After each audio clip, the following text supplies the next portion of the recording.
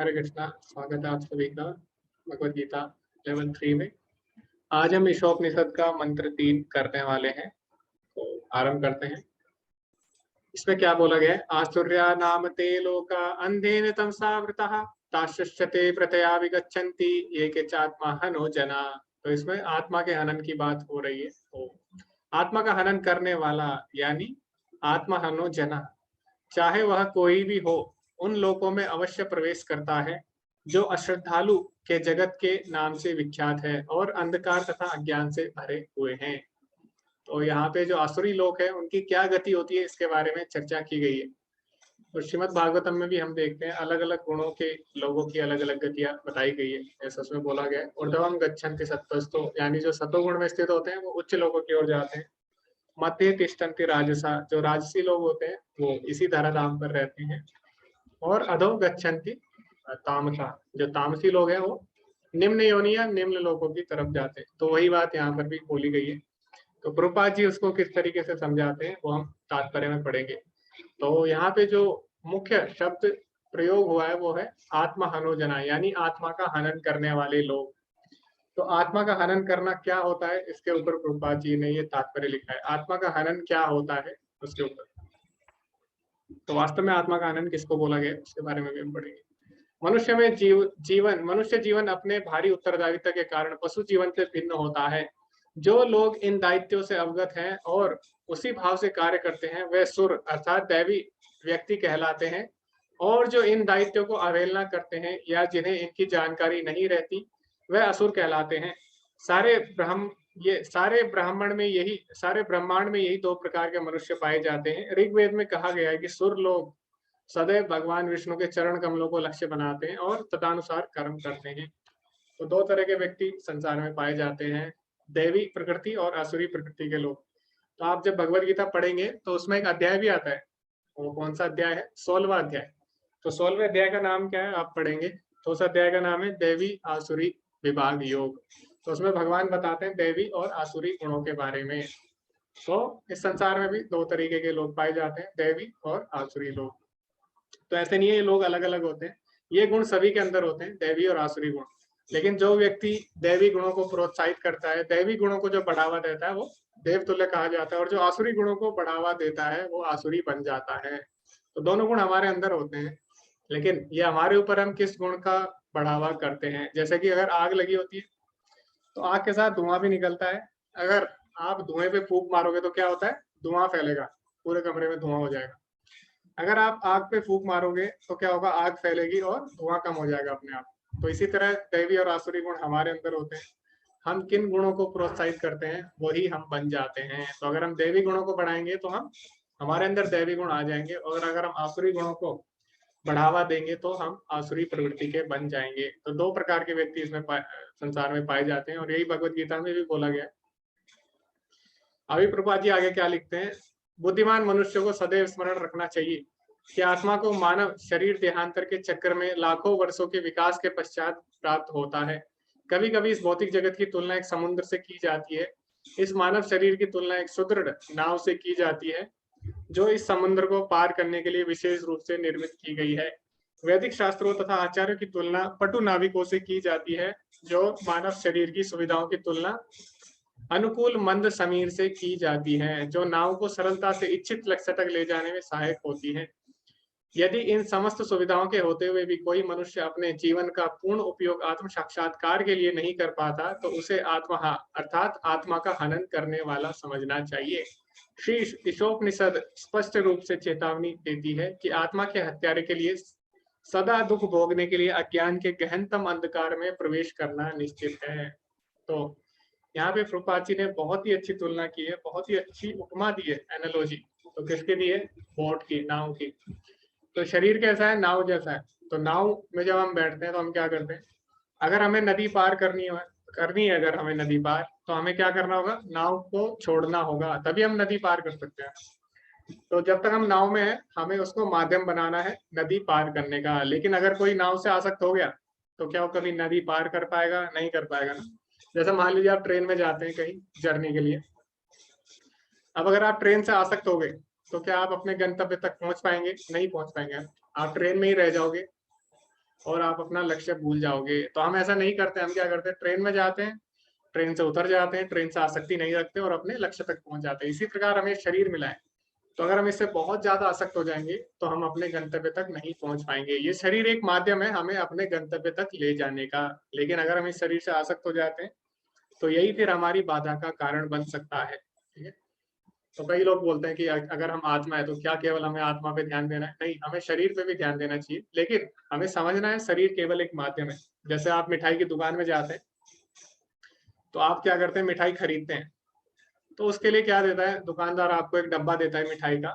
तो आप डब्बे में मिठाई लाते हैं घर पे, तो मिठाई खा के आप डब्बा फेंक देते हैं। तो ऐसा नहीं है, डब्बा भी जरूरी है, मिठाई भी जरूरी है, क्योंकि डब्बा नहीं होगा तो आप मिठाई को नहीं ले जा पाओगे या आप मिठाई खा नहीं पाओगे। तो अगर आप वहां पे भी खाते हैं तो वहां पे भी आपको प्लेट दी जाती है, लेकिन अगर आप प्लेट से आसक्त होगे, अगर आप बोलो मुझे प्लेट खाना है, तो वास्तव में उसमें कोई रस नहीं होता प्लेट में। वास्तविक रस किसमें? रसगुल्ले में। लेकिन प्लेट जरूरी है, क्यों? प्लेट माध्यम है रसगुल्ला हम तक पहुंचाने का, डब्बा माध्यम है रसगुल्ला हम तक पहुंचाने का।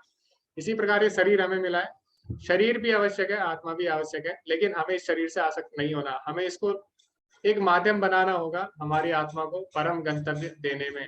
आत्मा यानी अपने आप को। अभी इसमें हमारी सहायता कौन करता है? गुरुजन करते हैं। गुरुजन कौन है? गुरुजन वो है जो इस नाव को चलाने में हमारी सहायता करते हैं, जो नाविक के रूप में आते हैं।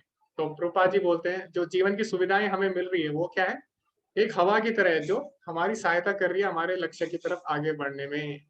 तो जो भी हमें सुविधाएं मनुष्य जीवन में मिली है वो क्या है? एक हवा की तरह है जो इस नाव को धकेलती है।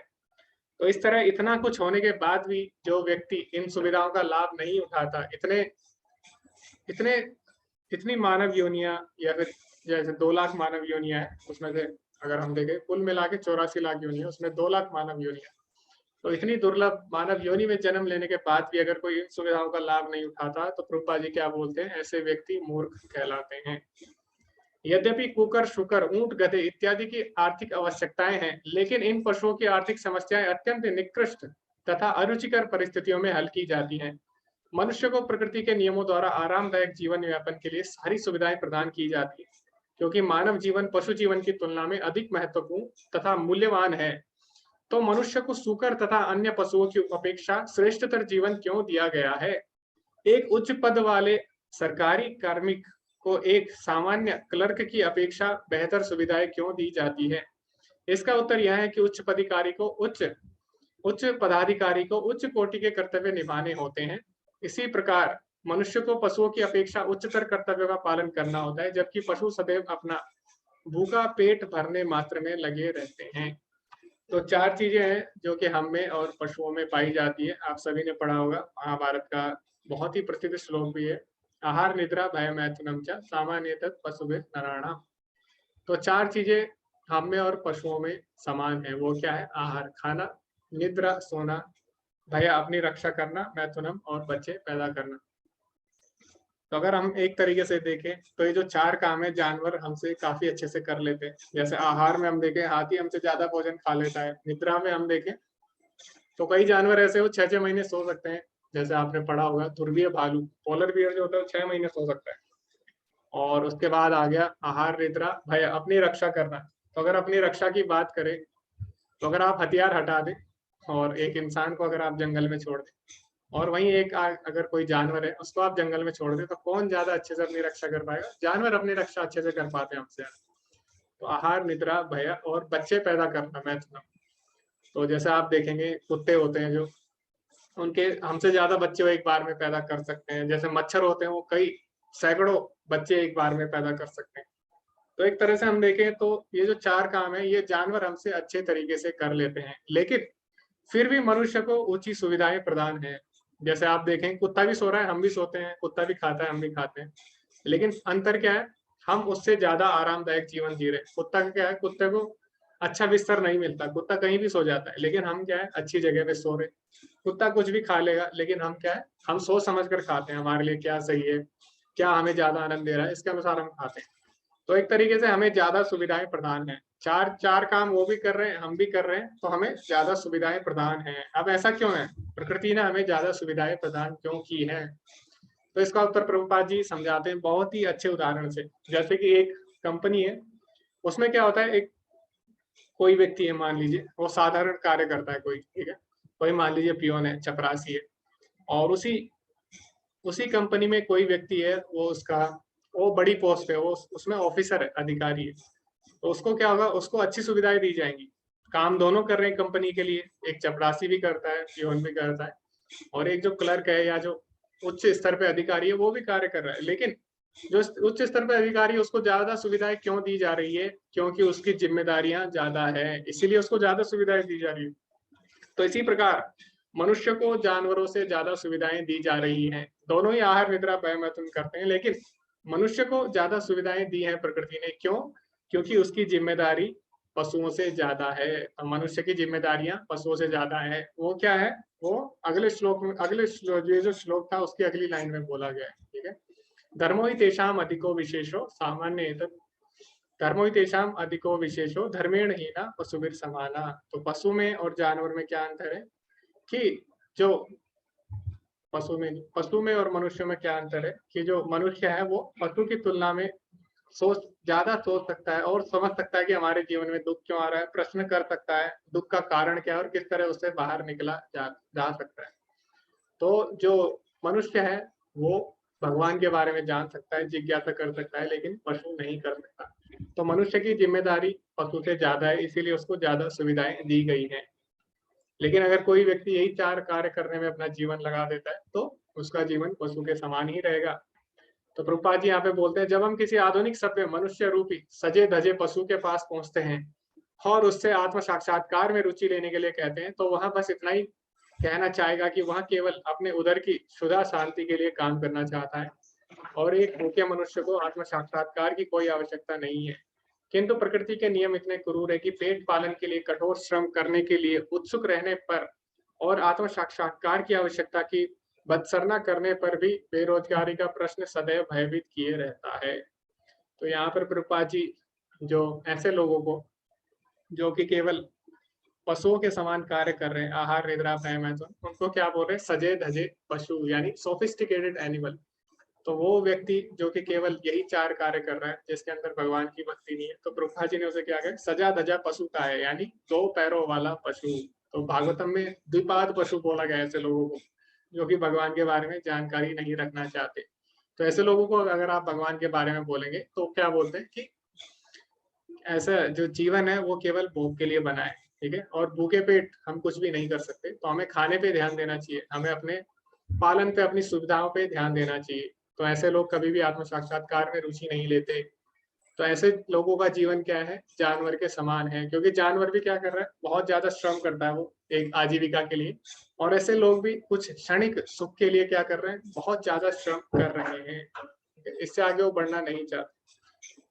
आगे रूपा जी लिखते हैं, हमें यह मनुष्य शरीर गधों, सुकरों तथा कुत्तों के समान कठोर श्रम करने के लिए नहीं मिला है, अपितु जीवन की सर्वोच्च सिद्धि प्राप्त करने के निमित्त मिला है। यदि हम आत्म साक्षात्कार की परवाह नहीं करते तो प्रकृति के नियम हमें अत्यंत कठोर श्रम करने के लिए बाध्य करते हैं, भले ही हम ऐसा न करना चाहें। इस युग में मनुष्य को गधे और गाड़ी खींचने वाले बैलों की तरह कठोर श्रम करने के लिए बाध्य किया गया है।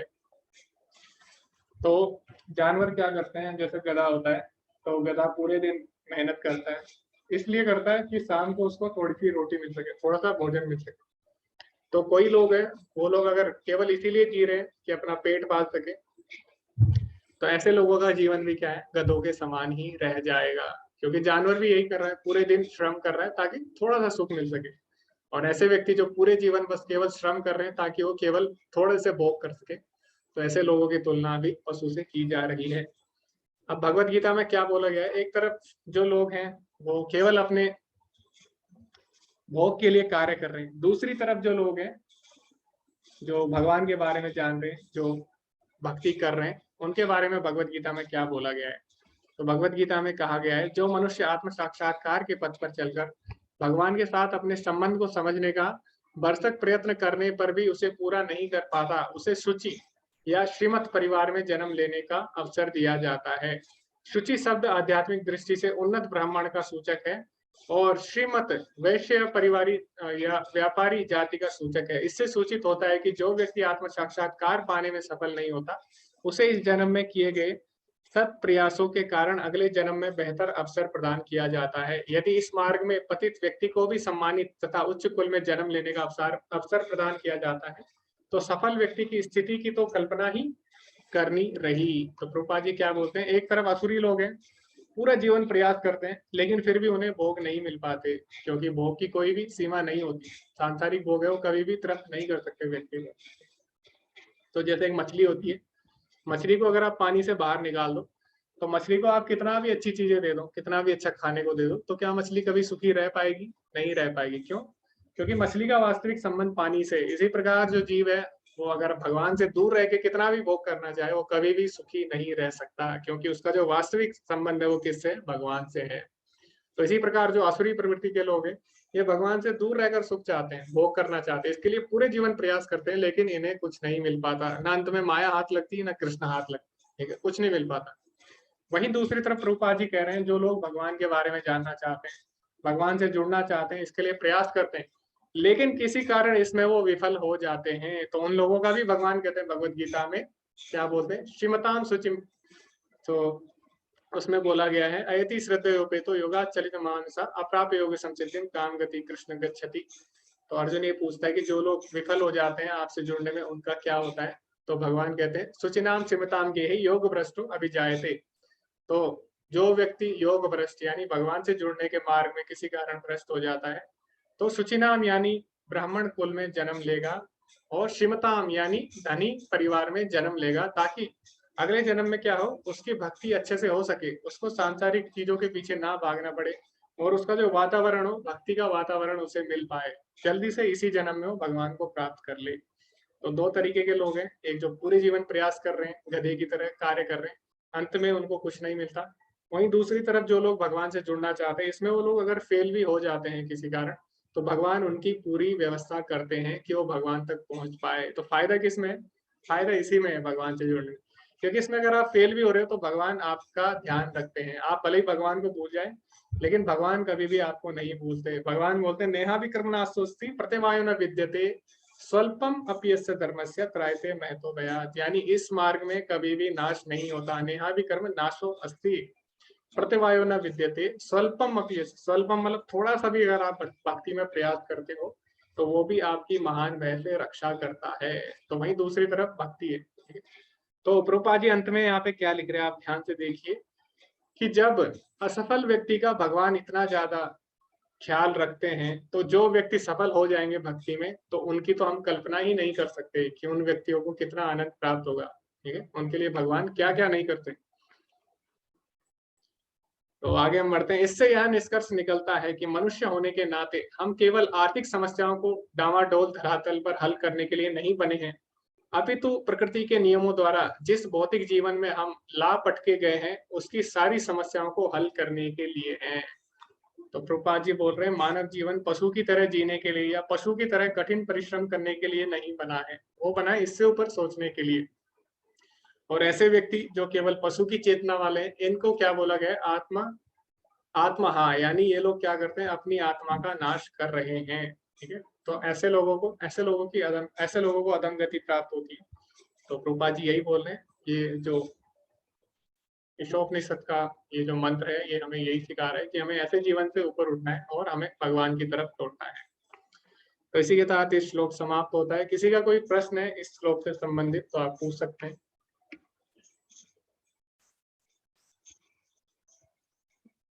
हरे कृष्णा, किसी का कोई प्रश्न है? जी हरे कृष्णा सनी प्रभु जी, स्वागत है आपका। हरे कृष्णा प्रभु जी, हरे कृष्णा। प्रभु जी मुझे एक सवाल पूछना था, वैसे सवाल तो बेसिक है। मेरा ये पूछना था कि जैसे बोला गया है कि मतलब लोगों को गधों और मतलब ये सुकरों की तरह ज्यादा श्रम नहीं करना चाहिए, तो मुझे ये बोलना है कि जैसे जो भी भारत में जो बड़े बड़े बिजनेसमैन हैं, तो अगर वो लोग इतने श्रम नहीं करते और वो लोग इतना मतलब आगे नहीं बढ़ते, तो आज जो हमारी बेसिक एमिनिटीज है जो हम लोग जिसे यूज कर रहे हैं, जी जी तो जी वो तो हमारे पास इतनी होती ही नहीं ना प्रभु जी। तो फिर मतलब हम भी जैसे अब हम लोग का क्या पेट चलाने के लिए जी जी रोजी रोजगार कुछ पैसे तो हमें चाहिए ही।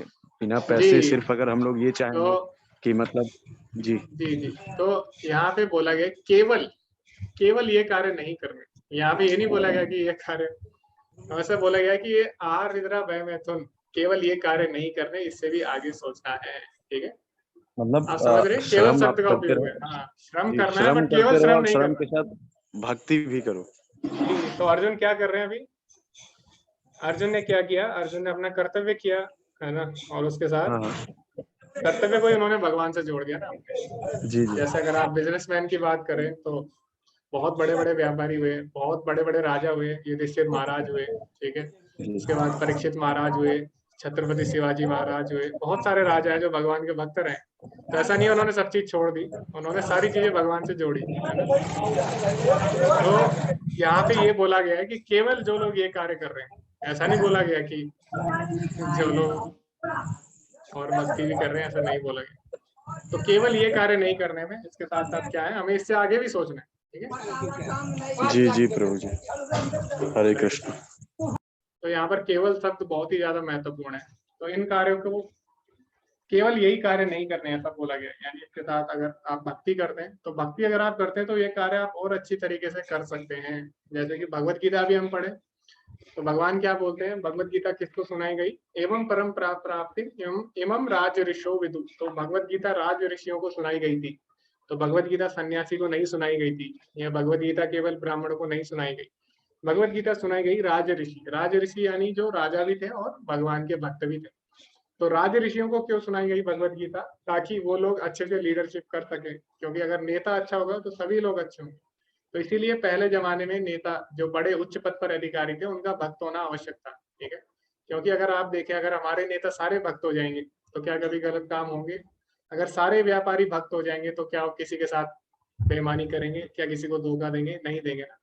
तो इसीलिए पहले जो ऐसे लोग थे उनको राजऋषि जिनको बोला जाता था, इसीलिए उनको भगवत गीता सुनाई गई ताकि वो और अच्छे से शासन कर सके और पूरी प्रजा में भक्ति फैल सके। तो भगवत गीता में यही सिखा रही है कि हमें अपने जो चार काम हम और पशुओं में समान है, उसको तो आप रोक नहीं सकते। जैसे आहार है, खाना आप रोक नहीं सकते, निद्रा भी आप रोक नहीं सकते, चाह कर भी, है ना। खाना भी पड़ेगा भाई, अपनी रक्षा भी आपको करनी पड़ेगी, बच्चे भी अगर आपको पैदा करने ही पड़ेंगे अगर आप गृहस्थ आश्रम में है। लेकिन अगर केवल आप यही काम कर रहे हैं तो फिर आपका जीवन पशु समान है। केवल केवल शब्द इसमें आवश्यक है। ठीक है, तो इसके साथ साथ हमें भगवान की भक्ति भी करनी है। ओके, किसी का कोई और प्रश्न है तो आप पूछ सकते हैं। हरे कृष्णा। ओके, तो फिर हम आज जो प्रेजेंटेशन होने वाली है ग्रुप 7 की, उसको हम आरंभ करेंगे, अगर किसी का कोई प्रश्न नहीं है। ओके, नैना माता जी का एक प्रश्न है। जी माता जी, हरे कृष्णा। हरे कृष्णा प्रभु जी। एक्चुअली मेरा क्वेश्चन इससे रिलेटेड तो नहीं है मंत्र से, लेकिन जी थोड़ा जी सा अलग है। तो भगवान भगवत गीता में कहते हैं ना कि हमें आसक्ति नहीं रखनी चाहिए, हमें बस अपना कर्म करना चाहिए। लेकिन हम तो इंसान है ना, और आसक्ति तो हो ही जाती है। जैसे हम एग्जाम देने जाते हैं तो हम ये सोचने लगते हैं ना कि हमारा रिजल्ट अच्छा ही आना चाहिए, आना ही चाहिए। सभी सोचते होंगे, केवल मैं ही नहीं। तो मेरा यही क्वेश्चन है, आसक्ति तो हो ही जाती है ना। जी, तो आप बोले हम तो इंसान है, तो तो भगवान ने भगवत गीता इंसानों के लिए बोली है। ठीक है, जानवरों के लिए नहीं बोली। तो आसक्ति नहीं रखनी, तो इसका मतलब ये नहीं है कि हम अपने रिजल्ट के बारे में ना सोचे हैं। तो हमें, जैसे आपको अगर अच्छा रिजल्ट चाहिए, लेकिन आपको अच्छा रिजल्ट क्यों चाहिए, आपको ये सोचना होगा।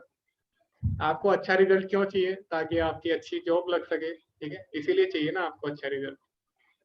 अब आपकी अच्छी जॉब लगे, इससे आप क्या करोगे? अब दो तरीके हैं, या तो आप इससे भोग करोगे, आपको पैसे मिलेंगे, या तो आप इससे भक्ति का प्रचार प्रसार करने में, वैष्णव सेवा करने में, अपने जो परिवार के सदस्य हैं उनको भक्ति में जोड़ने में भी आप इन पैसों को लगा सकते हैं। ठीक है, भक्ति में जीवन में भी आप इनको लगा सकते हैं। तो इसीलिए आपका रिजल्ट अच्छा होना चाहिए। आप इसलिए आप ऐसा सोचिए, ठीक है, कि आपका रिजल्ट अच्छा क्यों होना चाहिए? ताकि आपकी अच्छी जॉब लगे, है ना, अच्छी आपको शिक्षा मिले, और उससे क्या हो, आप और अच्छे से भगवान के जो संदेश है उसका प्रचार प्रसार कर सको, या फिर उसको आप भक्ति में आगे बढ़ने के लिए उसका उपयोग कर सके। क्योंकि अगर हमें भक्ति में आगे बढ़ना है तो उसके लिए हमें पैसे भी चाहिए होते हैं। जैसे कि मान लो अभी मुझे भगवत गीता पढ़नी है, खरीदनी है, तो उसके लिए मुझे पैसे चाहिए। वैसे फ्री में मिल सकती है, लेकिन हम किसी को बांट भी सकते हैं, गिफ्ट भी दे सकते हैं, तो बहुत चीजें हम उनसे कर सकते हैं पैसों से। ठीक है, पैसे कमाना कोई गलत बात नहीं है। इस्कॉन में 99.99% लोग ग्रस्त हैं, वो सभी काम कर रहे हैं। तो उसके लिए फल तो अच्छा होना ही चाहिए, रिजल्ट अच्छा होना चाहिए, लेकिन उस रिजल्ट को हम किस लिए यूज कर रहे हैं? उस पर निर्भर करता है। अगर आपकी आसक्ति केवल अपने लिए है कि मैं रिजल्ट अच्छा होना चाहिए, इससे मेरे अच्छे मार्क्स आएंगे, अच्छी जॉब लगेगी और इससे क्या होगा, हम जॉब करेंगे, तो ऐसा गलत है। लेकिन अगर आप सोचे मेरा रिजल्ट अच्छा होना चाहिए, इससे मेरी अच्छी जॉब लगेगी, इससे मैं और अच्छे से भगवान की भक्ति कर पाऊंगी, तो फिर क्या हुआ, फिर वो सही है। ठीक है, तो चैतन्य चरितामृत में आता है इच्छा गलत बात नहीं है। ठीक है, आत्मेंद्रिय प्रीति वाचा तारे बोले काम, कृष्णेंद्रिय प्रीति इच्छा करे प्रेम नाम। तो इच्छा एक ही है, लेकिन जब वो आत्मेंद्रिय यानी अपनी इंद्रिय तृप्ति के लिए होती है तो उसको काम बोल दिया जाता है। वही इच्छा जब भगवान की इंद्रिय तृप्ति के लिए होती है, भगवान की सेवा के लिए होती है, तो उसको प्रेम नाम दे दिया जाता है। ठीक है, कृष्णेंद्रिय प्रीति इच्छा धरे प्रेम नाम। तो इच्छा होना गलत बात नहीं है, बस हमें इच्छा को भगवान की तरफ मोड़ना है। ठीक है माता जी। थैंक यू प्रभु जी। जी, हरे कृष्णा। हरे कृष्णा। तो अभी हम आज का जो प्रेजेंटेशन है उसको हम आरम्भ करेंगे। तो आज का जो प्रेजेंटेशन का टॉपिक है वो है जो गुरु शिष्य हमारी परंपरा है, परंपरा का क्या महत्व है। क्योंकि अभी भगवत गीता का जो चौथा अध्याय है उसमें परंपरा की बात आती है। भगवान बोलते हैं कि भगवत गीता का ज्ञान गुरु शिष्य परंपरा में दिया गया, और उसके बाद भगवान बताते भी है एवं विवस्वते योगम प्रोक्तावान हम अव्यम।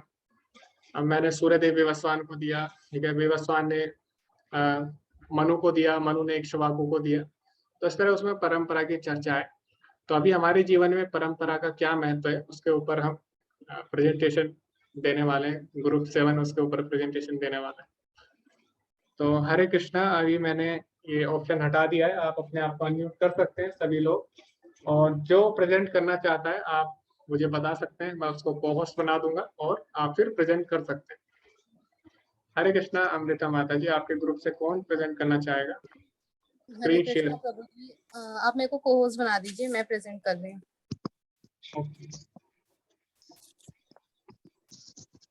जी, आप कर सकते हैं स्क्रीन शेयर, और बाकी लोग अपने आप को अनम्यूट कर सकते हैं। हरे कृष्णा।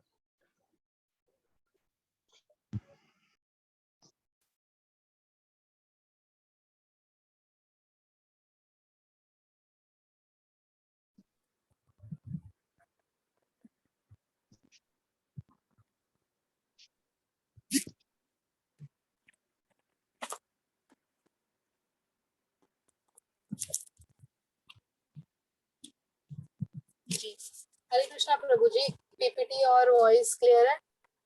जी माता जी, हरे कृष्णा ज्योत्सना माता जी। हरे कृष्णा माता जी, एक सेकंड।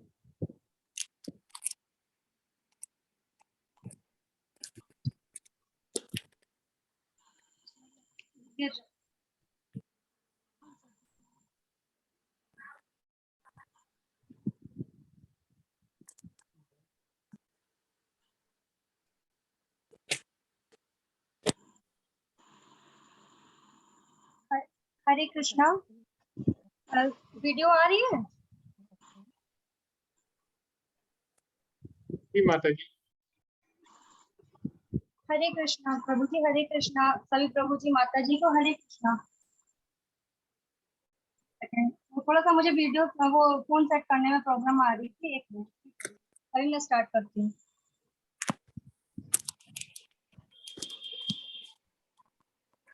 नमो विष्णुपदाय विष्णु पृष्ठाय भूतले श्रीमति भक्ति वेदांत स्वामी इति नामिने। नमो सरस्वती देवी गौरवाणी प्रचारिणे निर्विशेष शून्यवादी पाश्चात्य देशे तारिणे। नमो महावदानाय कृष्ण प्रेम प्रदायते कृष्णाय कृष्ण चैतन्य नामने गौरत्विषे नमः। हे कृष्ण करुणा सिंधु दीनबंधु जगत्पते गोपेश गोपिका कांत राधा कांत नमोस्तुते। सप्त कांचनी गौरांगी राधे वृंदावनेश्वरी वृषभानुसुते देवी प्रणमामि हरिप्रिये। श्री कृष्ण चैतन्य प्रभु नित्यानंदा श्री अद्वैत गदाधर शिवसादि गौर भक्त वृंदा। हरे कृष्ण कृष्ण कृष्ण हरे हरे, हरे राम राम राम हरे हरे। हरे कृष्ण कृष्ण कृष्ण हरे हरे, हरे राम राम राम हरे हरे। हरे कृष्णा सभी को, हरे कृष्णा। हरि बोल। जय जय कौन हरि बोल। श्री राधा माधव जी की जय। हरे कृष्णा माता जी। तो आज की हमारी चर्चा का विषय है इम्पोर्टेंस ऑफ नॉलेज इन परंपरा। तो परंपरा में ज्ञान अर्जित करने का आखिर महत्व क्या है और क्यों हम परंपरा को फॉलो करते हैं या उसमें नॉलेज लेने की बात कर रहे हैं, तो आगे हम इसके बारे में जानेंगे। हरे कृष्णा राधा माता जी। हरे कृष्णा सभी को। तो आगे आगे के स्लाइड से हम ये जानेंगे कि परंपरा क्या है और परंपरा चिंपू बना करके रख दिया। आवाज आ रही है? जी माता जी। हरे कृष्णा सभी को। हम आगे की स्लाइड से ये जानेंगे कि परंपरा क्या है और परंपरा में रहकर ज्ञान लेने का क्या इम्पोर्टेंस है। सो whenever there is some flow of tradition from one generation to another, it is termed as parampara. It might be any ritual, knowledge or anything. It should pass on from one generation to another. तो इसे हम ये जानते हैं कि जब कोई प्रथा बिना किसी परिवर्तन के अगर एक पीढ़ी से होते हुए दूसरी पीढ़ी में पासन होती है तो हम उसे परंपरा बोलते हैं। और ये परंपरा किसी रिचुअल को लेकर भी हो सकता है या फिर किसी नॉलेज को लेकर भी हो सकता है। जैसे कि पुराने ज़माने में क्या होता था कि एक परंपरा के हिसाब से राजा का बेटा ही राजा बनता था और अगर किसी को शिक्षा हासिल करनी हो तो उसे गुरुकुल में जाके एक प्रामाणिक गुरु से ही हासिल करना होता था। परंपरा जब एक पीढ़ी से दूसरी पीढ़ी में पास ऑन होती है तो उसमें कोई भी परिवर्तन नहीं आनी चाहिए और अगर आती है तो वो परंपरा टूट जाती है। अब हम जानते हैं कि परंपरा में रहकर ज्ञान हासिल करने का क्या इम्पोर्टेंस है। परंपरा से अगर हम कुछ भी सीखते हैं तो उससे आसानी होती है क्योंकि उसमें सब पहले से ही निर्धारित रहती है और हमें शुरुआत से कुछ भी जानने की ज़रूरत नहीं होती है, मतलब कोई एक्सपेरिमेंट नहीं करना होता है उसमें। और अगर बात जब ज्ञानार्जन किया है तब तो हमें और भी सावधानी अपनानी चाहिए और किसी प्रामाणिक गुरु के यहाँ जाकर गुरु शिष्य परंपरा में रहकर ही उस ज्ञान को अर्जन करना चाहिए। ऐसा क्यों? क्योंकि ऐसा करने से जो वो ज्ञान है उसकी इंटीग्रिटी रहती है और उसमें कोई त्रुटि नहीं आती और जो नॉलेज है वो भी इंटैक्ट रहता है। तो हरे कृष्णा अमृता माता जी। हरे कृष्णा राधा माता जी। तो अब हम जानेंगे जो अभी माता जी ने समझाया कि नॉलेज का कितना इंपॉर्टेंस रहता है जब हम परंपरा में लेते हैं, जिसे हम डिसिप्लिनिक सक्सेशन कहते हैं या गुरु शिष्य परंपरा कहते हैं। तो अब उसका पावर क्या है, मतलब उसे क्यों हमें एक प्रोसेस के थ्रू लेना चाहिए, क्यों एक गुरु की जरूरत है और एक शिष्य को उस गुरु से ही समझना चाहिए, तो ऐसा क्यों? तो जो भगवत गीता का नॉलेज है वो हम सब जानते हैं एक बहुत ही सीक्रेसी वाली नॉलेज है with a lot of potency in it. मतलब उसमें इतना नॉलेज है कि आपकी लाइफ की सारी प्रॉब्लम्स का सोल्यूशन है। बट द थिंग इज हर किसी को वो समझ नहीं आता। जो एग्जैक्ट भाव में श्री कृष्ण ने बोला है उस भाव में समझ आ जाए तो बात ही कुछ अलग है, बट ऐसा आता है नहीं। अब वो क्यों? क्योंकि एक राइट प्रीचर नहीं है तो उसमें अगर प्रीचर नहीं है तो हमें समझने में प्रॉब्लम होगा। जो रियल भाव है वो हम समझ नहीं पाएंगे।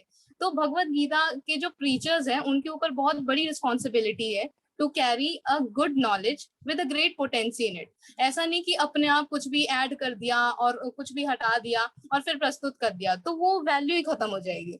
तो एक मोस्ट इंपॉर्टेंट पॉइंट जो एक गुरु शिष्य परंपरा में होती है that is you can not add anything और सब्सट्रैक्ट एनीथिंग और even can not change anything. Whatever written in Bhagavad Gita you have to just pass it on in that same level. Like आपने जो सीखा है अपने गुरु से आपको वही आगे प्रीच करना है, वही आगे बताना है, एक भी शब्द चेंज नहीं करना। क्योंकि आप कुछ भी चेंज करोगे अपना नरेशन डालोगे तो डेफिनेटली वो रॉन्ग ही होगा because we are conditioned soul, we can not use right word. हम ये नहीं कह सकते कि हम जो सोच रहे हैं वो राइट है। बट क्या आपको लगता है ये फिजिबल है एज इट इज वही नॉलेज पास ऑन कर देना? जैसे पहले हो जाता था, जैसे श्रील प्रभुपाद जी ने अपने सारे शिष्यों को कितना एग्जैक्ट नॉलेज दिया, और वो हमें आज ये नॉलेज प्रोवाइड कर रहे हैं डिफरेंट वेज के थ्रू। मतलब मंदिरों में जो हमारे नाम निष्ठादास प्रभु जी हैं, उन्होंने कितने सारे प्रीचर्स हायर करे हुए हैं जो हमें नॉलेज प्रोवाइड कर रहे हैं। तो हाँ, ये जैसे एक मीडियम है, तो क्या ये इतना फीजिबल है आज के यूथ को लेकर के हम सोचें अगर, तो क्या हम ऐसे बन सकते हैं प्रीचर्स में? नहीं, इतना फिजिबल नहीं है, इतना इजी नहीं है जितना बोलने में लगता है कि आपको एज इट इज यही नॉलेज तो पास ऑन करनी है, क्या बड़ी बात है। But it's not like that. जो हम मटेरियल वर्ल्ड में है, तो हमारा एक नेचर है, एंड दैट इज हम इस मटेरियल वर्ल्ड के कंडीशन सोल है। तो हमारे अंदर क्या थिंकिंग होती है, that I am superior, I am the very important kind of person, and जो मेरा आइडिया है, मेरा ओपिनियन है भाई, वो बहुत ज्यादा मैटर करता है, जो मैं बोल रही हूँ वो सही है, मेरी कमेंट्री जो हो रही है वो सही जा रही है इसके अंदर। But that's not the right thing, ऐसा है ही नहीं, बिल्कुल भी नहीं है। जो हमारे आइडियाज हैं वो पूरी तरह से गलत है, और इससे क्या है, हम हम्बलनेस भी अपने अंदर की लॉस्ट कर रहे हैं, ये सोच के कि मैं बहुत इंपॉर्टेंट हूँ।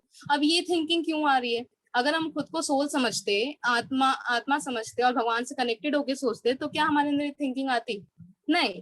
तो ये क्यों आ रही है? क्योंकि हम अपने आप को बॉडीली लेवल पे सोच रहे हैं। तो whenever we think that I am this body and मेरा जो ओपिनियन है that matters the most, वो सबसे ज्यादा वैल्यूएबल है, वही हम गलती कर जाते हैं। वही हम प्रीचिंग में या जो भी हम समझाना चाह रहे हैं, अपने एडिशन ऑफ कमेंट्स कर करके पूरा सत्यानाश कर देते हैं जो हमारा रियल वैल्यू है उसका। तो जब भी हम प्रीचिंग की बात करें, तो वो एज इट इज फ्लो होना चाहिए from one generation to another, from one guru to another. ऐसा नहीं उसमें डाइल्यूशन कर दिया, ठीक है। तो अब लेकिन मटेरियल वर्ल्ड का यही नेचर है, it creates, it exist for some time, then it produce some by product, dwindle and then vanish. तो टाइम इज वेरी पावरफुल, तो this kind of thing happen, but हमें ये होने नहीं देना है। अगर ये होगा तो प्रीचिंग में प्रॉब्लम होगी, और प्रीचिंग में प्रॉब्लम होगी तो आगे आने वाली जनरेशन करेक्ट नॉलेज नहीं ले पाएगी, जो श्री कृष्ण हमें समझाना चाहते हैं वो। तो अब ये हमें एक और बात है, जब ये सब आपको समझ में आ गया, तो आपको ये बात अब बहुत क्लियरली समझ आएगी कि हमें क्यों सब बोलते हैं कि हमें एक प्योर डिवोटी से स्पिरिचुअल नॉलेज लेनी चाहिए। क्योंकि हमें जो प्योर डिवोटी होता है उसके अंदर ऐसी थिंकिंग नहीं होती कि मेरा भाई जो मैं बोल रही हूँ दैट इज वेरी इंपॉर्टेंट, उसके अंदर ये थिंकिंग कभी नहीं आती। वो हमेशा ये सोचते हैं कि मैं जो बोल रही हूँ वो तो बिल्कुल ही वर्थलेस है, जो मैं सोच रही हूँ वो बिल्कुल ही वैल्यूलेस है, उसकी तो कोई वैल्यू ही नहीं है। तो ऐसी थिंकिंग होती है, तो वो एकदम डाउन टू अर्थ रहता है, और उसे वो हम्बलनेस से हमें सिखाता है कि हाँ ये है, और ये मेरा ओपिनियन नहीं है, ये ओपिनियन कृष्णा का है। तो whenever you give respect to Krishna's opinion, Krishna's ideology, then only you can transfer this knowledge to one person to another in the real sense, or without any change. तो anybody can be preacher, पर condition is कि हमें ये thinking drop करनी होगी कि हमारे opinion, हमारे आइडियाज, हमारा इंटेलेक्ट, हमारी क्रिएटिविटी बहुत मैटर करती है। All creativity that matters is all Krishna's opinion and ideas, nothing else. So that thing we need to remember, और तभी गुरु शिष्य परंपरा बरकरार हो सकती है, वरना इसका डिस्ट्रक्शन बहुत इजीली पॉसिबल है। हरे कृष्णा। एंड देन अब हम आगे का जो अपना प्रेजेंटेशन है वो डायलॉग कैरेक्टर के माध्यम से समझाना चाहेंगे, डायलॉग एंड नरेशन के माध्यम से, जिसमें एज अ श्री कृष्णा श्लोक 4.1 एंड 4.2 में श्रुति माता जी रोल प्ले करेंगी, एंड 4.3 में ज्योत्सना माता जी एज अर्जुन, 4.4 में अमृता माता जी यानी कि मैं, and as Shri Krishna again 4.5 4.6 में प्रिया माता जी रोल प्ले करेंगे।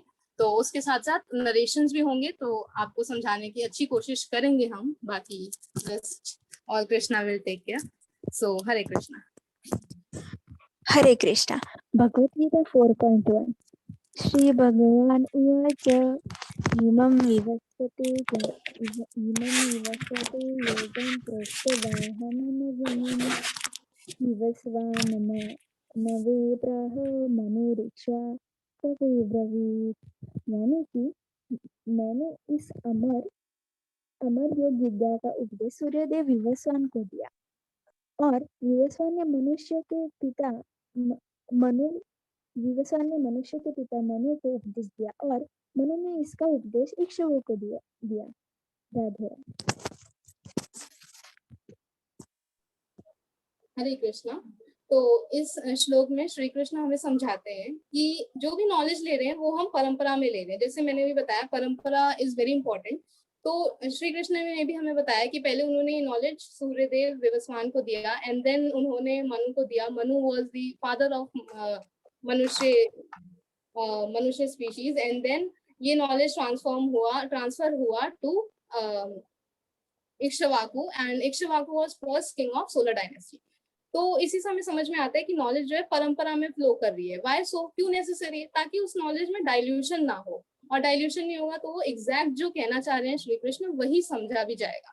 तो पहले राजाओं को क्यों नॉलेज दिया जाता था? जैसे अभी प्रभु जी ने भी समझाया कि राजाओं को बहुत नेसेसरीली ये नॉलेज दिया जाता था, क्योंकि वो एडमिनिस्ट्रेट करते थे, वो शासन चलाते थे, तो ऐसा बहुत जरूरी है कि वो धर्म का पालन करें। अदरवाइज अगर वही नहीं फॉलो करेंगे तो बाकी जनता क्या ही करेगी।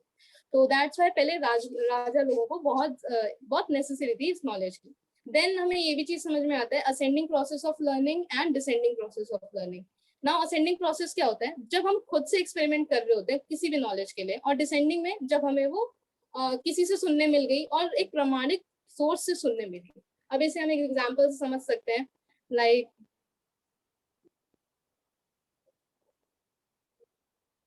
हाँ, तो फिर अब हम इसे एक एग्जाम्पल से समझ सकते हैं। जैसे केमिस्ट्री एक सब्जेक्ट है, केमिस्ट्री में जैसे उसमें इंपॉर्टेंट चीज क्या है? Periodic table. तो पीरियोडिक टेबल में आप देखो 114 एलिमेंट्स हैं।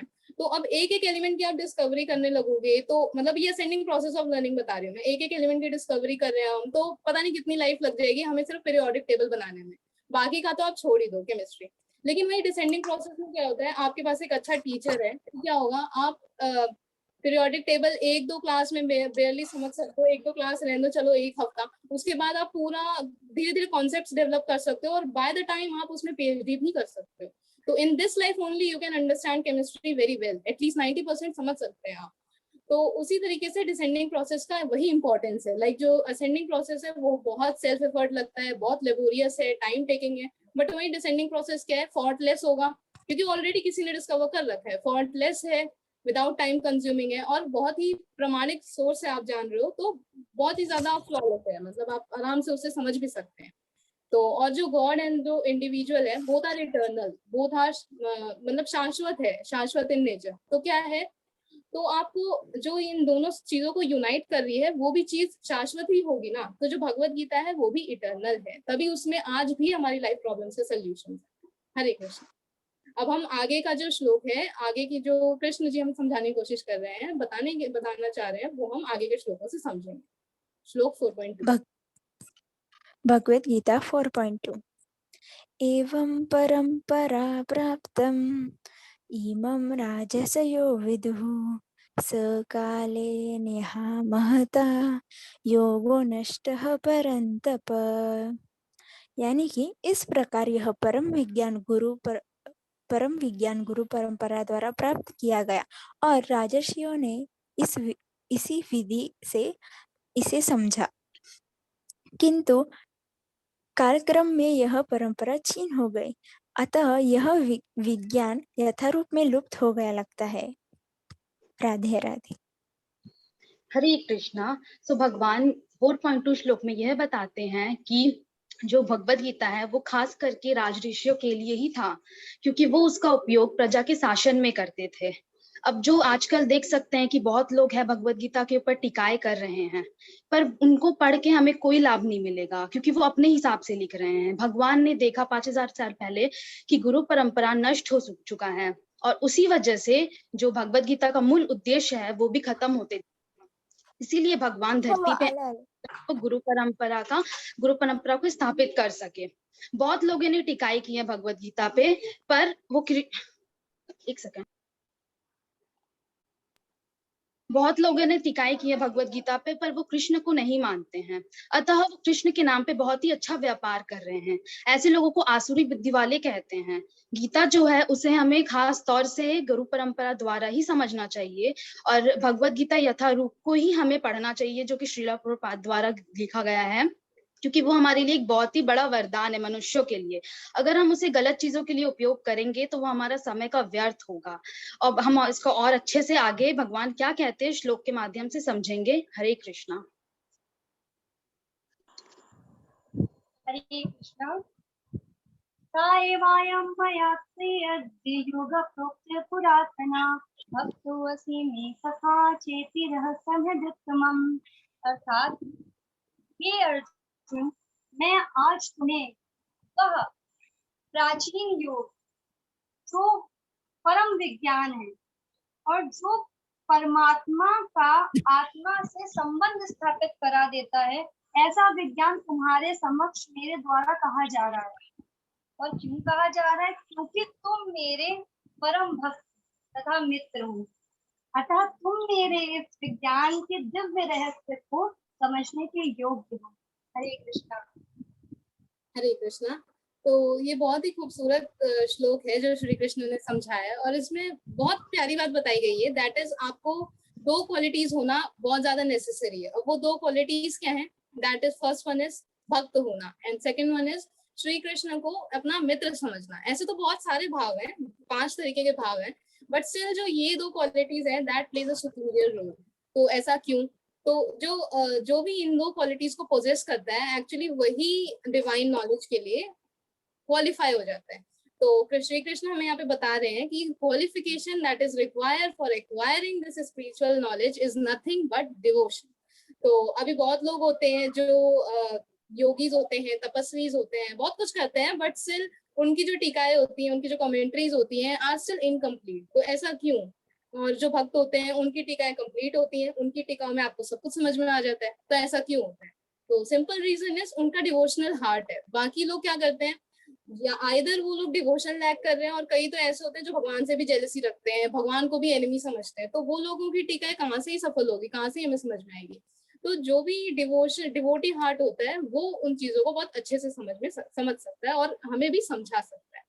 तो अब 5 तरीके के जो भाव होते हैं वो कौन कौन से होते हैं? पहला है शांत भाव। शांत भाव में हम क्या समझ सकते हैं? भगवान को as a king, as a supreme. Then second होता है दास्य भाव, जिसमें हम भगवान को एज अपने आप को भगवान का सर्वेंट समझते हैं और भगवान को as a master. And third भाव होता है साख्य भाव, जिसमें हम भगवान को अपना फ्रेंड समझते हैं। देन आता है वात्सल्य भाव। वात्सल्य भाव यू ऑल नो, जैसे यशोदा मैया का भाव था, तो उनका क्या था? एज अ चाइल्ड समझना श्री कृष्ण को, भगवान को एज अ चाइल्ड समझना। देन आता है माधुर्य भाव, and that is nothing but अपना सोलमेट समझना श्री कृष्ण को। तो इन 5 भावों में से कोई भी भाव अगर आप में है तो आप बहुत अच्छे से गीता को समझ सकते हैं। बिकॉज आपको स्कॉलर होना नहीं मांगता है कि आप बहुत बड़े स्कॉलर होगे, पीएचडी कर रहे होगे, या मतलब बहुत बहुत नॉलेजेबल हो जाओगे मटेरियल वर्ल्ड में तो ही आप समझ सकते हो गीता को। It's nothing like that. कई इतने नॉलेजेबल होते हैं बट स्टिल उन्हें कुछ नहीं समझ में आता। क्यों? क्योंकि उनका डिवोशनल हार्ट नहीं है। तो first and prior thing that you need in yourself is devotional heart, nothing else. So Hare Krishna. अब हम अर्जुन का संशय 4.4 श्लोक के माध्यम से समझेंगे। हरे कृष्ण। हरे कृष्ण। अपरम भवतो जन्म परम जन्म विवस्वतः कथमेतद् विजानीयाम् त्वमादौ प्रोक्तवान् इति। अर्थात हे श्री कृष्ण, आपने यह ज्ञान सूर्यदेव विवस्वान को दिया, परंतु वो तो आपसे उम्र में कई गुना ज्येष्ठ है और उनका जन्म तो बहुत पूर्व हो चुका है। तो मैं ये कैसे समझूं कि आपने इस गूढ़ रहस्यमय ज्ञान का उपदेश सबसे पहले उन्हें दिया? कृपया मेरे संशय का समाधान करिए प्रभु। हरे कृष्ण। हरे कृष्णा। तो इस श्लोक के तात्पर्य में बहुत ही समझने वाली बात बताई गई है कि अर्जुन जो है, ऐसा प्रतीत होता है कि अर्जुन भक्त होने के बावजूद ऐसा प्रश्न पूछ रहे हैं, क्या ये भक्तों को शोभा देता है? भगवान पे संशय कर रहे हैं वो। ऐसा क्या उनके प्रति ऐसा बोलना ये सही है? परंतु यहाँ पे जो अर्जुन है वो अपना संशय दूर नहीं कर रहे हैं। उनको तो ये बात पता थी कि श्री कृष्ण भगवान ही है। उनको ये बात 10वें अध्याय में बता दी गई, क्लियर कर दी गई है कि भगवान को जानते थे अर्जुन। परंतु ये ऐसे आसुरी स्वभाव वाले व्यक्ति, ऐसे नास्तिकवादी जो कि भगवान पे संशय करते हैं, जो भगवान के स्वरूप को स्वीकार ना करके बल्कि उनके स्वरूप पे प्रश्न उठाते हैं, वो कहते हैं कि भगवान श्री कृष्ण कोई भगवान नहीं है, कृष्ण तो हमारे जैसे ही है। तो ऐसे लोगों को उनके भगवान के वचनों द्वारा समझाने के लिए अर्जुन ने भगवान से ऐसा प्रश्न किया कि आपके वचन आगे जा करके लोगों के संशय को दूर कर पाएंगे, उनके कहे वचन के अनुसार ही लोग समझ पाएंगे। और इस दुनिया में कोई नहीं है जो भगवान के अनुसार ना समझ करके अपने अनुसार बताएगा, तो कोई भी उस बात का सही उत्तर नहीं दे सकता। इसलिए अर्जुन ने भगवान से ये प्रश्न किया और फिर भगवान ने बहुत अच्छा उत्तर भी दिया। हरे कृष्ण। आगे के श्लोक में अब इसके आगे बताया जाएगा कि जो है अर्जुन के संशय क्या थे और अर्जुन को भगवान ने किस प्रकार से बहुत सुंदर सुंदर उत्तर दिए हैं। हरे कृष्ण। बहुनि में व्यतीतानि जन्मानि तव चार्जुना तान्यम वेद सर्वाणि न तम वेद परंतप। अर्थात तुम्हारे तथा मेरे अनेक जन्म हो चुके हैं, मुझे तो उन सबका स्मरण है, किंतु हे परंतप तुम्हें उनका स्मरण नहीं रह सकता। राधे राधे। हरे कृष्णा। तो फिर अब इस श्लोक का तात्पर्य भी बहुत समझने वाला ये है कि भगवान कह रहे हैं कि मेरे कई जन्म हो चुके और तुम्हारे भी कई जन्म हो चुके अर्जुन, परंतु यहाँ पे समझने वाली बात क्या है कि तुम्हें वो सब स्मृति नहीं बनी रह सकती और मुझे बनी रह सकती है। क्यों? क्योंकि वो भगवान है और अर्जुन जीव है। भगवान जब यहाँ पे आते हैं तो अपने पार्षदों अपने भक्तों के साथ प्रकट होते हैं, लेकिन चाहे कोई कितना भी बड़ा हो, ब्रह्मा से लेकर के चींटी तक कोई भी जीव के अलावा कुछ नहीं है, सब जीव हैं। भगवान तो सिर्फ श्री कृष्ण ही हैं। तो ये श्री कृष्ण भगवान है, उनको तो हर एक चीज की स्मृति बनी रहती है, पर क्या जीव को बनी रह सकती है? अर्जुन एक कुशल योद्धा है, अर्जुन एक परम भक्त है और अर्जुन नर नारायण में से नर है, परंतु फिर भी वो जीव है।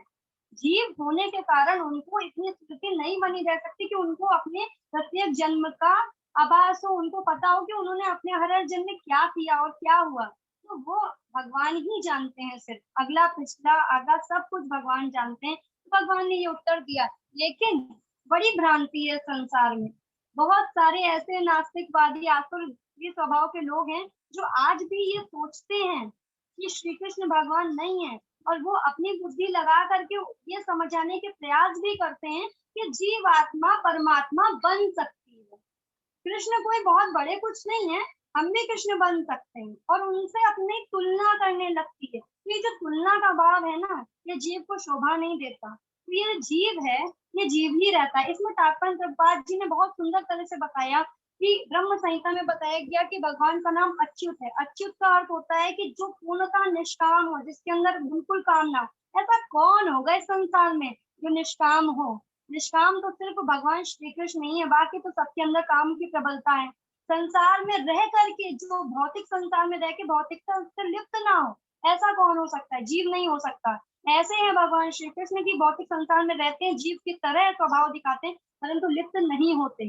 तो इसी प्रकार से उनके साथ एक और इतनी विलक्षणता है कि उनकी आत्मा और शरीर कभी भी भिन्न नहीं होते। उनका शरीर और आत्मा अभिन्न है। क्या जीव का शरीर और आत्मा एक जैसा है? कभी नहीं। जीव तो कितने शरीर परिवर्तन करता है और अनेकों अनेक करता जा रहा है। उसकी आत्मा एक है लेकिन शरीर भिन्न होते हैं, लेकिन भगवान के साथ ऐसा नहीं होता है। ऐसे अनेक अनेक उदाहरण हैं और इसकी व्याख्या बहुत सुंदर तरह से बताई गई है, लेकिन ये सब भक्त ही समझ सकते हैं। आखिरी स्वभाव वाले अभी भी इन चीजों को बहुत अच्छे से समझ नहीं पाएंगे। तो आगे इसकी व्याख्या अगले श्लोक में और अच्छे से की गई है। हरे कृष्ण। अज्योपि सन्यव्ययात्मा भूतानामीश्वरोऽपि सन् प्रकृति स्वामधिष्ठाय संभवायात्मा मायया। अर्थात यद्यपि मैं अजन्मा तथा अविनाशी हूँ और यद्यपि मैं समस्त जीवों का स्वामी हूँ, तो भी हर युग में मैं प्रत्येक रूप में अपने आदि रूप में जन्म लेता हूँ, प्रकट होता हूँ। राधे राधे। राधे राधे।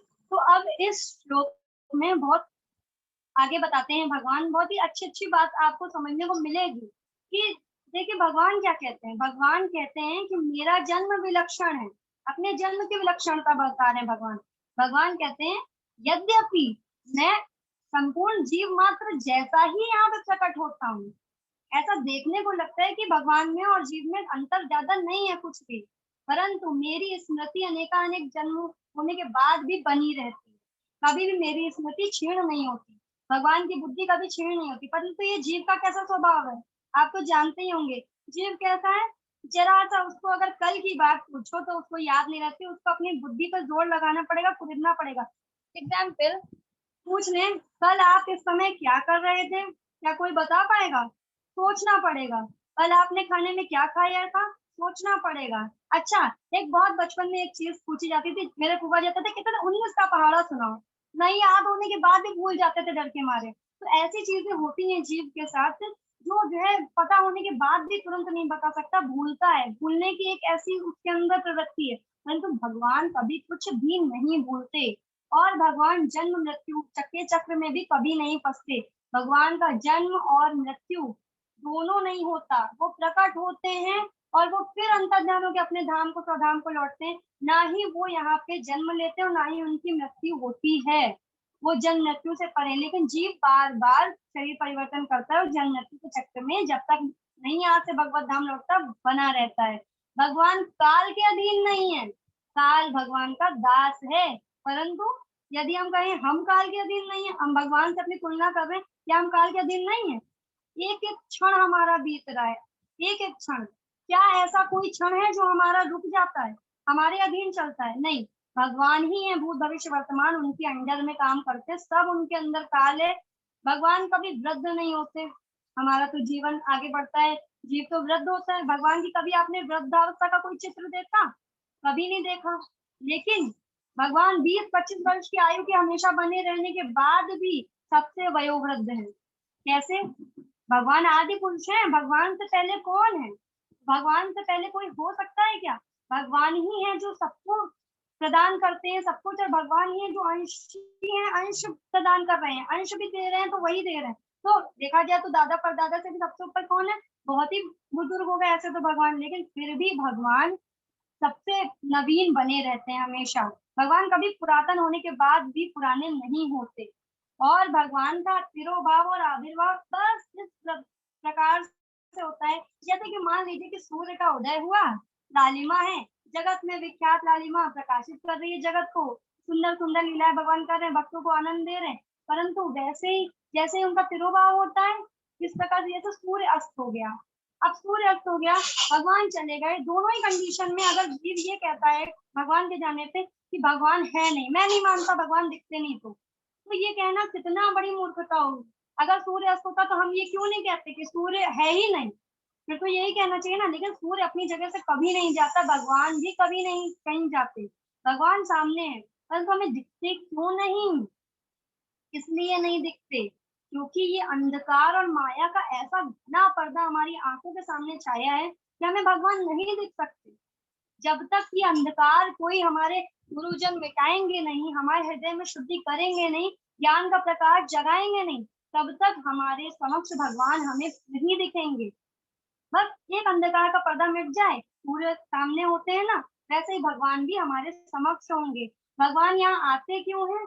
भगवान सिर्फ और सिर्फ भक्तों को आनंद देने के लिए, भगवान अपने इस जगत में सबको संचालित करने के लिए, दिखाने के लिए क्या सही है क्या गलत, धर्म का स्थापना करने के लिए, अधर्म का नाश करने के लिए, और सबको अपने साकार रूप में ध्यान लगाने के लिए, बताने के लिए आते हैं। क्योंकि निर्विशेषवादी निराकारवादी ये सोचते हैं कि ब्रह्म ही सब कुछ है, ब्रह्म में ध्यान लगाते रहते हैं और नहीं उनके साथ कई बार हो पाता है। लेकिन वो कहते हैं मेरे साकार रूप में ध्यान लगाओ, मैं हूँ साकार रूप में, क्योंकि उसमें ध्यान लगेगा, उसमें तुम मुझसे प्रेम का आदान प्रदान कर सकते हो।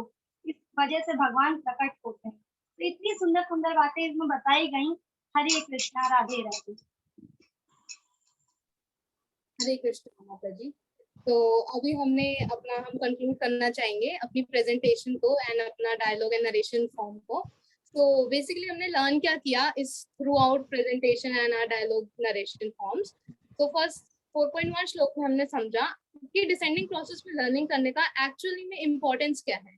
हम चाहें तो असेंडिंग प्रोसेस भी अपना सकते थे, हम चाहें तो खुद से एक्सपेरिमेंट करके भी हर नॉलेज को अपने माइंड के साथ थोड़ा मैनिपुलेशंस करके, स्पेक्युलेट करके हम नॉलेज ले सकते हैं, but it's a long time process, आपको बहुत टाइम लग जाएगा। लेकिन वही डिसेंडिंग प्रोसेस क्या है, आपको एक प्रमाणिक स्रोत से सोर्स से सिर्फ सुनना है और उसको एग्जैक्ट वही प्रचार करना है, without any change, without any manipulations. So this is descending process of learning.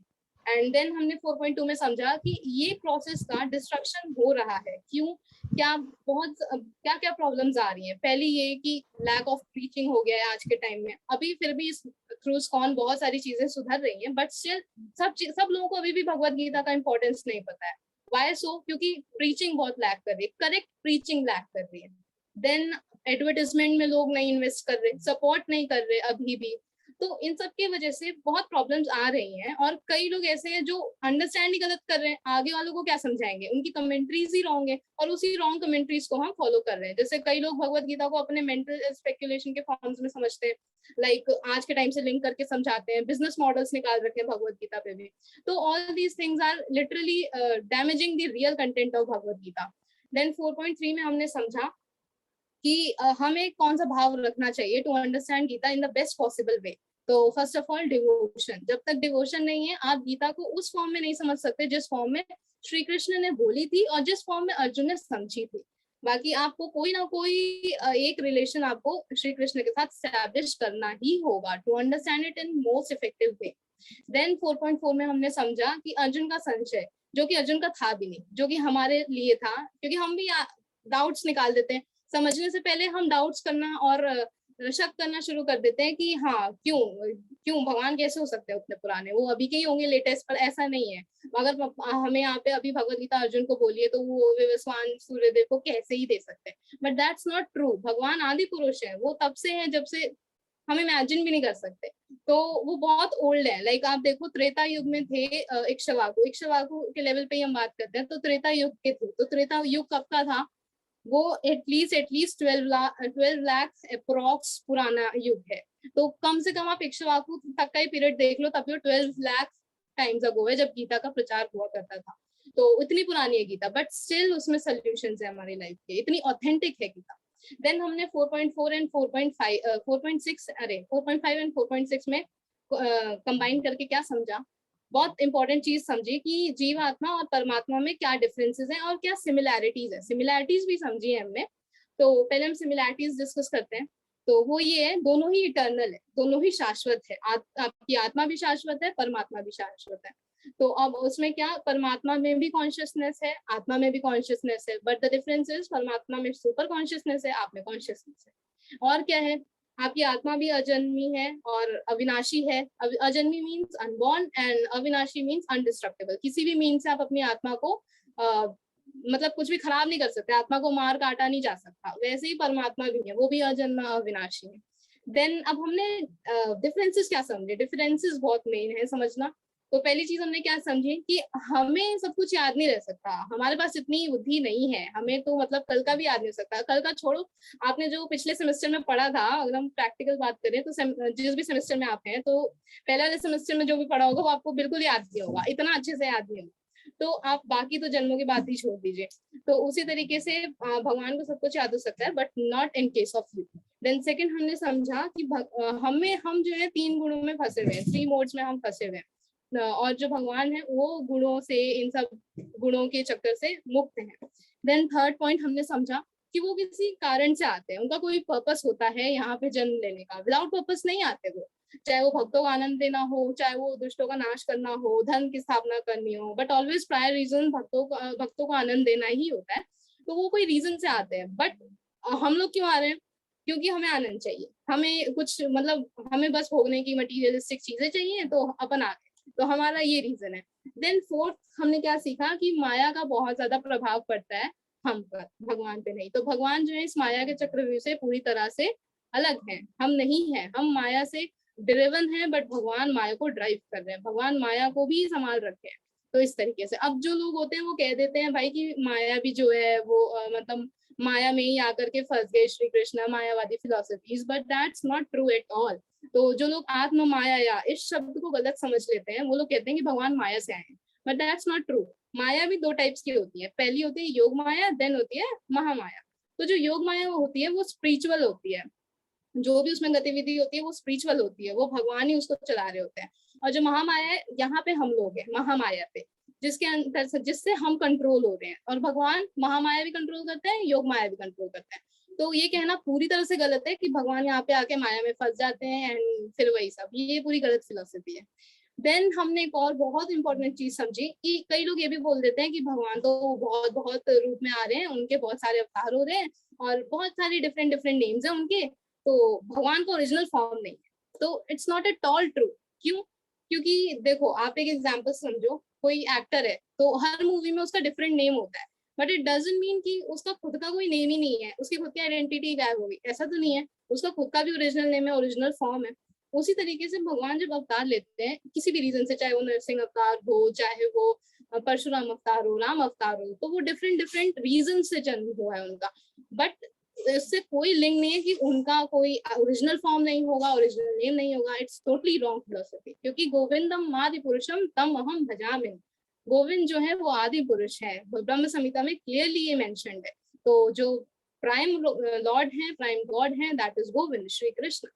Then उसके बाद फॉलोड बाय उनके जो अवतार्स हैं वो इसलिए हो रहे हैं क्योंकि वो किसी पर्पस से हो रहे हैं। तो 3 मेजर प्रोजेक्ट्स होते हैं भगवान के यहाँ पे आने का, ये भी एक पॉइंट समझा था हमने। तो कौन कौन से प्रोजेक्ट्स हैं? फर्स्ट ऑफ ऑल भक्तों को आनंद देना, सेकेंड बुराई का नाश करना, दुष्टों का नाश करना, एंड देन थर्ड धन की स्थापना करना। ऊपर की 2 चीजें होंगी तो धन की स्थापना तो हो ही जाएगी, but still the primary reason of god to come is भक्तों को आनंद देना। तो जैसे यशोदा मैया के घर आना, वो भी भक्तों का, वो भी उनको आनंद देने की एक लीला थी उनकी। तो उनका जो जन्म है, उनका प्राकट्य है, वो भी बहुत निराला होता है, वो भी हम जैसा नहीं होता बायोलॉजिकल मेथड से, नो। तो वो भी एक डिफरेंट चीज है, वो भी एक दिव्य चीज है जो हमारे जैसी नहीं होती। ये भी एक डिफरेंस है हमारे में और परमात्मा। तो इसी से के साथ हम अपनी प्रेजेंटेशन को खत्म करते हैं, विराम देते हैं। एंड आई होप हमने जो समझाने की कोशिश की वो आप सबको बहुत अच्छे से समझ आई हो। स्टिल बहुत सारी त्रुटियां, कमियां रह गई होंगी, तो we are highly sorry, and हम नेक्स्ट टाइम से और बेटर करने की कोशिश करेंगे। सो हरे कृष्णा। वांछा कल्पतरुभ्यश्च कृपा सिंधु देवच पतितनां पावनेभ्यो वैष्णवेभ्यो नमो नमः। हरे कृष्णा। हरे कृष्णा। हरे हरे कृष्णा। धन्यवाद आपका, बहुत ही अच्छी आपकी प्रेजेंटेशन थी। विशेषकर आपने जिस तरीके से प्रेजेंटेशन दी, आपने पीपीटी भी बनाई काफी अच्छी, और आपने वर्बली भी इसको प्रेजेंट किया और ऑरली। तो मैंने आपको बोला था अगर आप पीपीटी नहीं बना सकते तो आप ऐसे ओरल प्रेजेंटेशन भी दे सकते हैं, लेकिन आपने काफी अच्छी तरीके से प्रेजेंटेशन की, और बहुत सारे ग्रुप में ऐसा होता है, तो आप ऐसे भी कर सकते हैं। इसमें बहुत अच्छा लगता है जब किसी के बीच डिस्कशन होता है, उसको हम सुनते हैं, तो इसमें हमारी रुचि और आती है। क्योंकि आप देखें जितने भी हमारे शास्त्र है तो वो क्या है, एक तरह से डिस्कशन ही है सबके बीच। जैसे भगवद गीता है, अर्जुन और भगवान श्री कृष्ण के बीच डिस्कशन है, और इस तरह जो भागवतम है वो परीक्षित महाराज और सुखदेव गोस्वामी के बीच डिस्कशन है। तो जब हम किसी का डिस्कशन सुनते हैं, किसी को बात करते हुए सुनते हैं, तो क्या होता है, उससे हमें ज्यादा अच्छी तरीके से समझ आता है। तो इसीलिए हमें इस तरीके से भी प्रेजेंटेशन देनी चाहिए, ठीक है। तो काफी अच्छा तरीका था, और बहुत ही अच्छी अच्छी आपने बातें बोली। जैसे कि प्रभुपाद जी भी बोलते हैं कि जरूरी नहीं है कि हम परफेक्ट हो, और हम जीवात्मा है इसीलिए हम परफेक्ट नहीं हो सकते, लेकिन अगर हम भगवान का संदेश जो का त्यों किसी तक पहुंचा रहे हैं तो हमें परफेक्ट बोला जाएगा। क्योंकि प्रभुपाद जी बोलते हैं कि भले ही जीवात्मा परफेक्ट ना हो, भले ही जीवात्मा परफेक्ट ना हो, लेकिन अगर वो भगवान का संदेश जो का त्यों पहुंचा रही है तो वो संदेश परफेक्ट है। यानी we may not be perfect but our message is perfect, ठीक है। तो इस तरह प्रभुपाद जी बोलते थे। तो गुरु का काम यही है, भगवान का जो संदेश है वो ज्यों का त्यों हम तक पहुंचाना। तो अगर कोई ऐसा करता है वही गुरु है। तो जैसे कि चैतन्य चरितामृत में भी बहुत अच्छा एक श्लोक है, उसमें क्या बोला गया है कि वह विप्रा के न्यासी शूद्र केने नया, यही कृष्ण तत्ववेता से ही गुरु होया।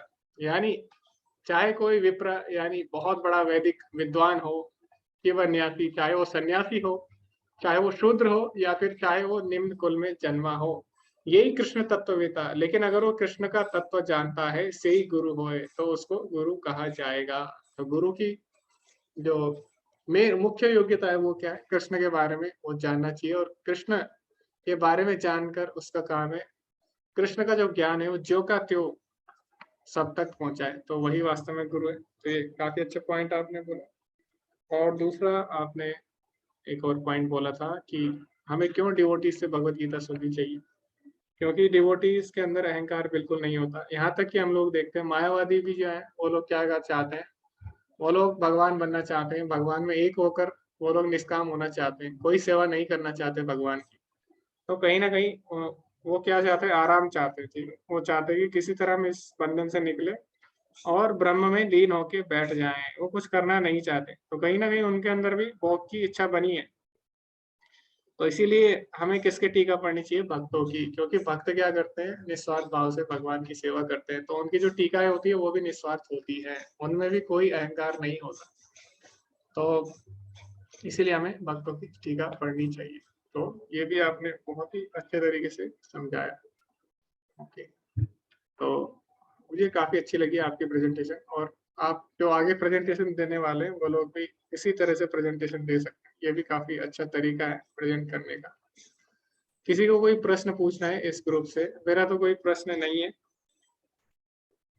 आपको अगर पूछना है तो आप पूछ सकते हैं।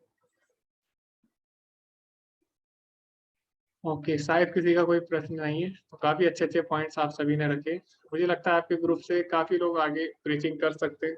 तो अभी तो कोई अवसर नहीं है, लेकिन आगे जाके अगर, मुझे लगता है हम सभी को प्रीचिंग करनी चाहिए। क्योंकि अभी हमारे पास जितने भी लोग बचे हैं सभी काफी अच्छे से भगवत गीता को समझ रहे हैं, काफी समझा भी रहे हैं। तो आगे आप सभी लोग तैयार रहिएगा अगर कोई सेवा आती तो प्रीचिंग की। ओके, तो प्रभु जी, सॉरी टू इंटरप्ट, एक और जी एग्जांपल रह गया था बताना, तो मैं वो बताना चाहती हूँ। तो प्रभुपाद जी ने, मतलब बता सकती हूँ ना मैं? जी माता जी, आप बता सकते हैं। तो प्रभुपाद जी ने बहुत बहुत अच्छी बात लिखी थी। मतलब हर ग्रुप ने ऑलमोस्ट पढ़ ही लिए हरे कृष्ण चुनौती वाली ग्रुप, अरे बुक। तो उसमें फर्स्ट 2 चैप्टर्स में एक बात लिखी हुई है कि जो भी आप नॉलेज ये है, स्पिरिचुअल नॉलेज है, आपको एक पोस्टमैन की तरह समझना चाहिए खुद को, जो सिर्फ कन्वे करता है एक एड्रेस से दूसरे एड्रेस तक किसी भी पार्सल को। तो उसमें अब क्या रखा है उससे उसे मतलब नहीं होता, चाहे उसमें डायमंड रखा हो चाहे पत्थर रखा हो, उससे कोई मतलब नहीं है। द थिंग इज उसको सिर्फ ट्रांसफर करना है एक पर्टिकुलर एड्रेस से दूसरे पे।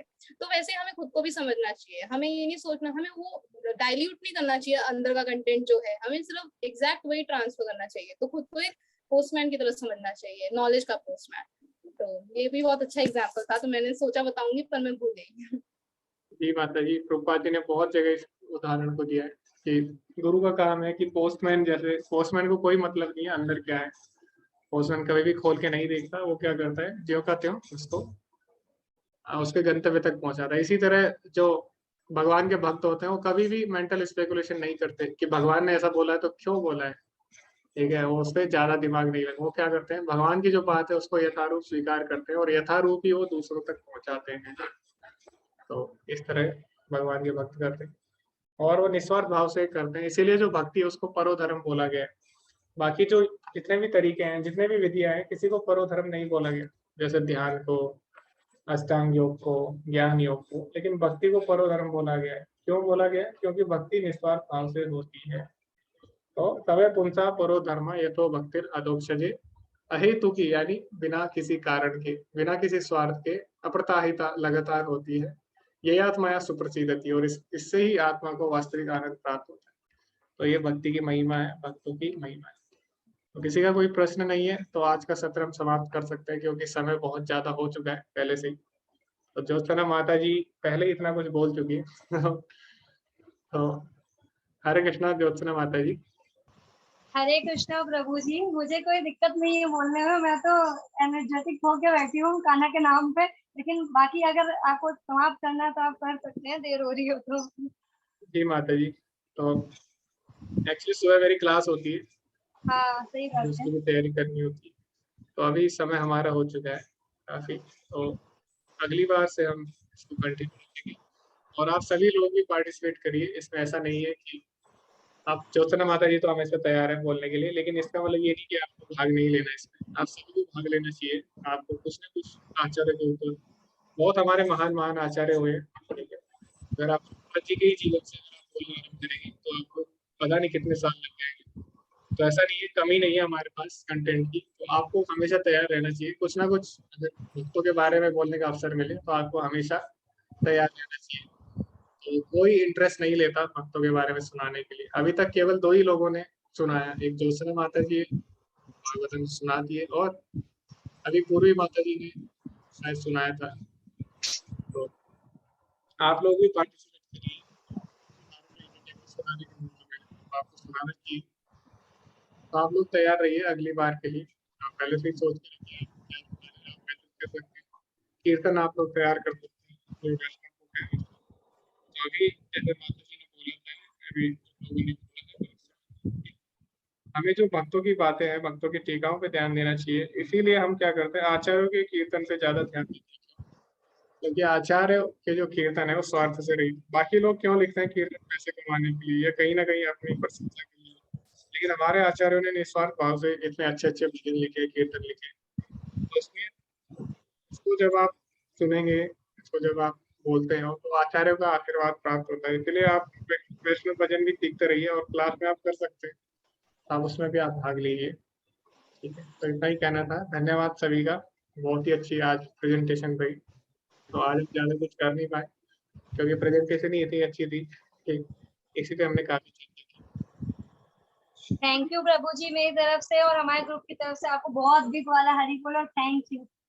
जी माता जी धन्यवाद। इसी तरह आप सभी लोग तैयार रहिए प्रेजेंटेशन के लिए, इसमें भाग लीजिए। अगली बार ग्रुप 3 को प्रेजेंट करना है, मैं उनको टॉपिक भेज दूंगा और आप लोग भी अगला ग्रुप जो है वो तैयार रहिए।